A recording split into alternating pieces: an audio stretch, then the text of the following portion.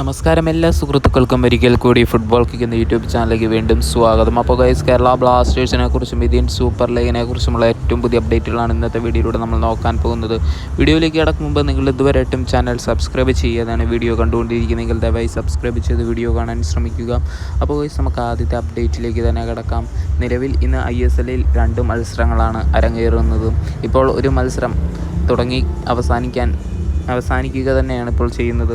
എന്തായാലും ഒരു ഗോളിന് ഇപ്പോൾ ബാംഗ്ലൂർ FC മുന്നിട്ട് നിൽക്കുകയാണ്. Bangalore FC versus Jamshedpur FC മത്സരമാണ് ഒരു ഗോളിന് മുന്നിട്ട് നിൽക്കുന്നത്. ബാംഗ്ലൂർ FC തുടർച്ചയായ തോൽവിക്ക് ശേഷം ബാംഗ്ലൂർ FC ഇന്നൊരു വിജയം കരസ്ഥമാക്കുമോ എന്നാണ് ആരാധകർ കാത്തിരിക്കുന്നത്. എന്തായാലും മത്സരത്തിൽ മികച്ച പ്രകടനം ജംഷഡ്പൂർ FCക്ക് കാഴ്ചവെക്കാൻ സാധിച്ചിട്ടില്ല ഇതുവരെ. അപ്പോൾ ഗൈസ്, അടുത്തതായിട്ട് രണ്ടാമത്തെ മത്സരത്തിൽ ഇന്ന് മുംബൈ സിറ്റി FC നേരിടുന്നത് ഈസ്റ്റ് ബംഗാൾ FCനെയാണ്. മുംബൈ സിറ്റി FC പോയിന്റ് ടേബിളിൽ 4-ാം സ്ഥാനത്തും ഈസ്റ്റ് ബംഗാൾ ആകട്ടെ 9-ാം സ്ഥാനത്തുമാണ്.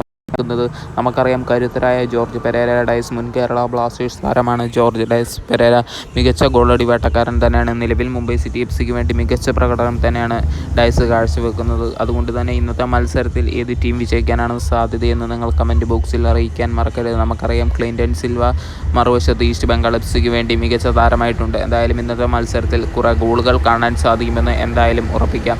അപ്പോൾ ഗൈസ്, അടുത്ത അപ്ഡേറ്റിലേക്ക് തന്നെ കടക്കാം. ഇപ്പോൾ അഡ്രിയാൻ ലൂണ തന്നെ ഒഫീഷ്യലായിട്ട് വന്നിരിക്കുകയാണ്. അഡ്രിയാൻ ലൂണയുടെ സർജറി കഴിഞ്ഞ കാര്യം പറയാൻ വേണ്ടി എന്തായാലും അഡ്രിയാൻ ലൂണ തന്നെ സോഷ്യൽ മീഡിയ പേജുകളിലൂടെ ഈ കാര്യം വ്യക്തമാക്കിയിട്ടുണ്ട്. അഡ്രിയാൻ ലൂണയുടെ ഇടത്തെ കാലിൻ്റെ മുട്ടിനായിരുന്നു പരിക്കേറ്റത്. കുറഞ്ഞത് 3 മാസമെങ്കിലും പുറത്തിരിക്കേണ്ടി വരുമെന്നാണ് റിപ്പോർട്ടുകൾ സൂചിപ്പിക്കുന്നത്.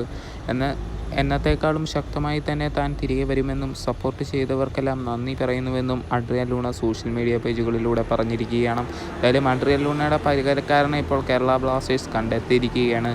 ഈ സീസൺ ബ്ലാസ്റ്റേഴ്സിന് കളിക്കാൻ സാധിക്കില്ല അഡ്രിയാൻ ലൂണയ്ക്ക്. അതുകൊണ്ട് തന്നെ ബ്ലാസ്റ്റേഴ്സിന് ഒരു പുതിയ വിദേശ സൈനിങ് ആവശ്യം തന്നെയാണ്. നിക്കോളാസ് ലൊഡേറിയോ എന്ന് പറയുന്ന ഉറുഗ്വേൻ ഫുട്ബോളറുമായിട്ട് ബ്ലാസ്റ്റേഴ്സ് സംസാരിച്ചിട്ടുണ്ടെന്നും താരത്തിനെ സൈൻ ചെയ്യിപ്പിക്കാൻ ഒരുങ്ങിയിരിക്കുകയാണെന്നുമാണ് നമുക്കറിയാൻ സാധിച്ചിരിക്കുന്നത്.